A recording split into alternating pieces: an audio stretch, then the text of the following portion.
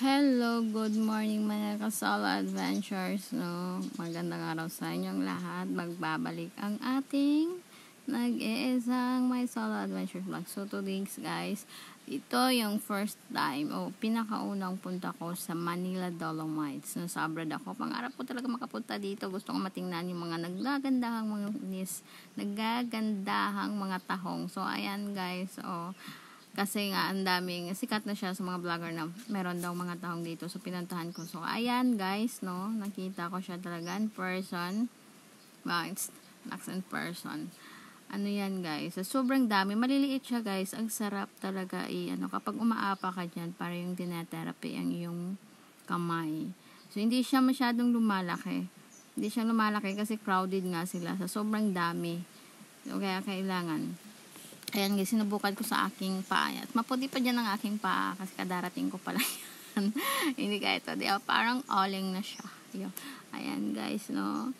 Ang sarap tingnan. Sa sobrang dami talaga ng mga tahong ng mga maliliit dyan guys, no. So, kahit na, ayan, no, maraming basura. Kasi hindi mo naman talaga galing maubos ng basura kasi sa ibang place, nagtatapon ng ibang mga basura, no, sa tao lang talaga kung paano matutulungan at ng kalikasan na mawala yung basura dyan. So, ayan guys. So, ang dami talaga. So, nalilibang talaga ko sa paggala dyan, sa pagpunta dyan sa Manila Dolomite Beach. So, pangarap ko lang dati yan. So, ngayon, naaapakan ko na siya. Kaya lang hindi ako masyadong talagang araw-araw nakapunta dyan when I stay sa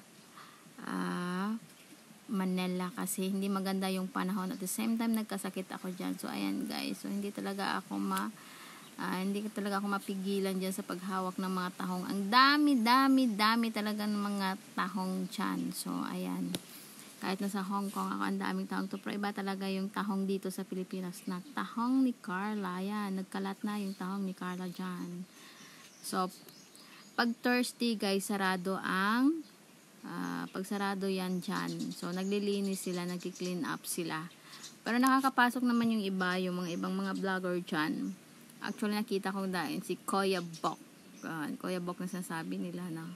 So, ayan guys, hindi talaga. Ayan, medyo may malaki na siya. Yan. Napupulot-pulot ko pa dyan guys. Ayan, tingnan nyo.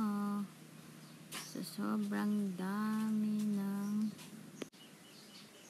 ayan, so ang dami kahit na maraming basura yan sa paligid. Ayan, sobrang dami talaga ng mga tahong-tahong natin. Ayan, binawal ko pa. Ayan, so talagang nag-i-enjoy ako dyan guys.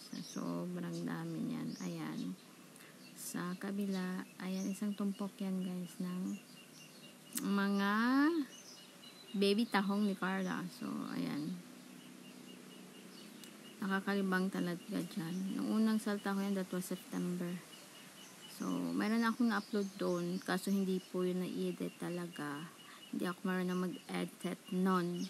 So, ngayon nagpa-practice ako, nire-upload ko lang siya. Ayan, original video ko to. So, palakad-lakad ako dyan hanggang sa dulo.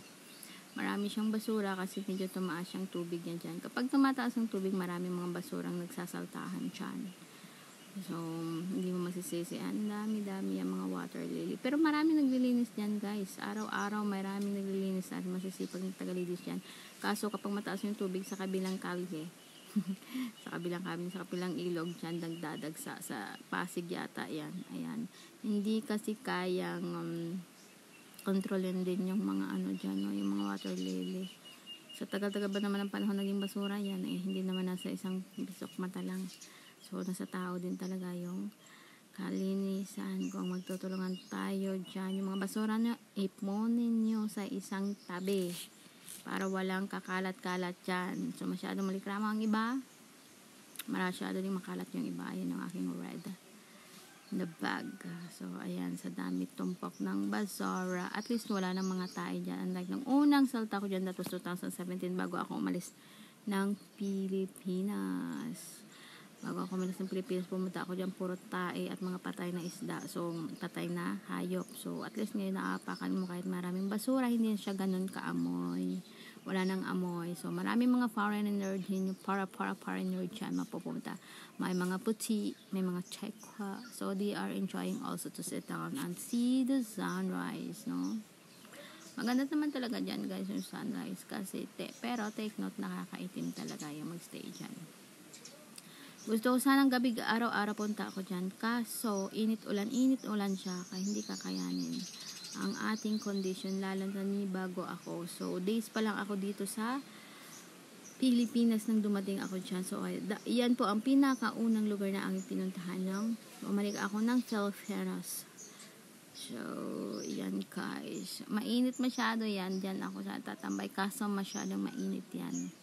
Dyan tumambay. Maganda siya pag early in the morning at saka pag gabi na siya. Kaso may coffee dyan at 8 PM yata sarado na yan. Bawal magdala ng water bottle dyan. Bawal siya kasi kinakonfiscate ng ating mga guard para maiwasan na rin yung pagtatapon dyan. Alam nyo naman, matitigas ang ulo ng ating mga kababayan. Kapag mayroon kayong bitbit yan, kailangan talaga bitbitin nyo rin pa uwi. So, ang iba tinatapon na lang, may katamaran din. Ang iba lalo not against dyan. Mayroon din mga artista dyan na pumunta at mga model. Kaso gabi na yan. So, hindi ako napag-take ng video. Kasi tao din naman ako. Tao din naman sila. Joke lang. So, sila yung magpapipicture sa akin. Joke. Mga model, ang tatagkad nila guys. Kasi hindi talaga ako interesado. Kasi nga, ewan ko. Kapag nakakita ako ng artista, simple lang. Hindi ako nagtitili. Kasi nga, parang normal na rin yan sa ibang bansa. Kaya lang naman talaga mga Pilipino overwhelming kapag nakakita tayo ng artista, parang lalabas yung mga ehem natin. So, ayan guys, no. Palubog na yung araw. Nung bumanta ako dyan, pasikat pa lang yung araw. Pag uwi ko, palubog la. Ayan. Sinulit ko talaga yung mga panahon niya. Nagdedate pa yung nagdalawang mag-asawa dyan. Ayan. Palubog na yung araw natin.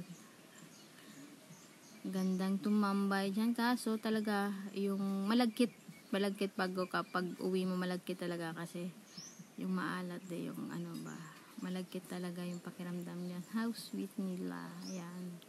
Maganda na naman talaga mag-walking dyan guys. Pag nag-walking ka dyan, you feel nakaka-relax. So, again guys, thank you so much for watching to my vlog. Kung hindi pa nakapag-subscribe, please subscribe. Thank you so much. Bye-bye.